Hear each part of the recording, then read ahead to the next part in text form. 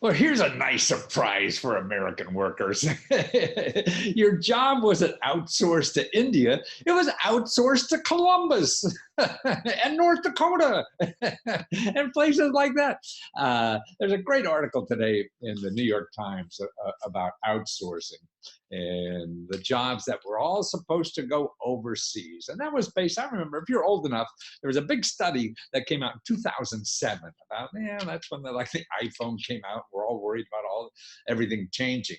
And these eggheads somewhere in some big university came out and said all these jobs that were going to leave the United States and go into places like India because some were doing that.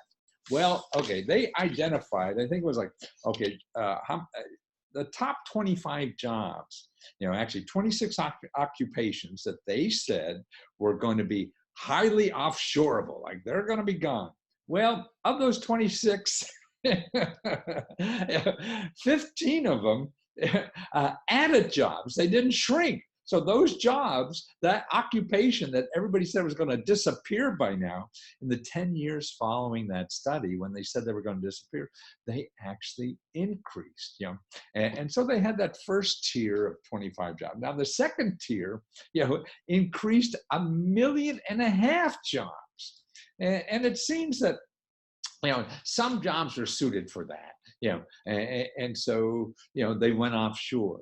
But more that they said were going to happen that way, we're talking like that about, with the AI, artificial intelligence, that we're going to lose all jobs. So you got to be careful when these experts come out and say they're going to lose that. Sure, some are, but in general, they're just going to shift around.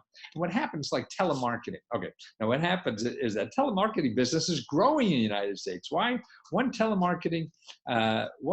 example is the call center business. Telemarketing jobs have declined sharply in the United States since 2007, as much of the work went overseas. But the number of consumer service representatives has continued to grow.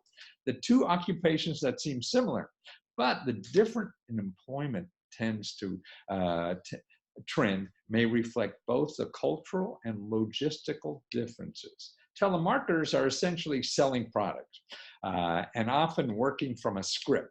Customer service and other call center work, like tech support, often require more nuanced understanding of the customer experience. So that's why it's coming here. And that's a growth in jobs at home, that people see what's happening. They were going offshore to be cheaper. Now they can go offshore and hire you part-time or as a gig economy, in the middle of Illinois and not India. So that's what's happening. Particularly the big companies out in the big metropolitan areas like New York and San Francisco, employees are so expensive. That's why it's easier to get a job at home now than it is ever before. So this area, or the data that we hear, jobs are going overseas, you go, the things just change. And they have to change because, the world is changing. We got to all fit in there somehow. And so what you did yesterday probably won't be able to do today. But as far as jobs, I see, that there's more opportunities now to work at home, whether it's for somebody else or for yourself or whatever, than ever before in this country. Now, big companies and flexibility. See, what they're doing, you see, with the cloud allows this flexibility. So you want to work only 2 hours a day? Fine. Okay. You want to only work on Sundays? Fine. That's no problem. And see, the cloud and the big companies that are involved and looking for employees all over, what happens is that they're stable, so it's not like getting a job with some pizza place that's going to go out of business tomorrow or something like that. This is more security and also a source of extra income. So if you have a regular job and you're trying to make just extra income, now about 1/3 of our workforce works like this, either a gig economy, freelance, or work at home. 1/3, and it's growing. They'll say it'll be 40% pretty soon. So it's a big source of income in our company. And that's right. Lesko Help members, I have a free report that shows you about 150 places to get jobs like this. And they're all free. See, all these jobs that they don't cost you money. So don't go online and look for a job that you want to work at home or something like that. And if anybody says, oh, it's only going to cost you $100, $50, 500 or whatever, no, there's too many other opportunities that cost you zero. And see, they get paid only when you get paid, and they get a little percentage. So that's the way that works. And a lot of them are really employers, so they don't have to worry at all, and they don't take anything from your salary.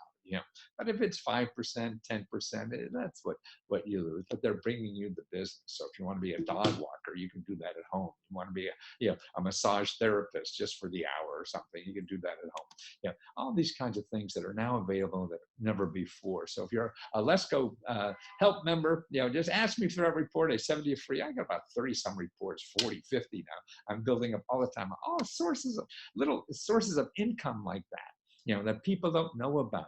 And that's that's sort of like, I just did a report on whistleblowing. And somebody just wrote me this, well, I Googled whistleblowing and they only talked about the SEC and what was the IRS. God, that's a problem with Google. They only show you a tip of the iceberg, and mostly only those that give you money. So that those websites that don't give out money, you don't find in Google. So that's why it takes effort on your part. So if you're not using me, that's fine. But remember, most of the stuff you're going to find on Google are people that are getting money, that they have to give money to Google for you to see them. So that means then they have to get money from you. I want to show you websites that only give you money. So that's the important thing. So why go somewhere when people want to take your money when you go somewhere where people want to give you money? Oh, it's a hell of a lot better, isn't it?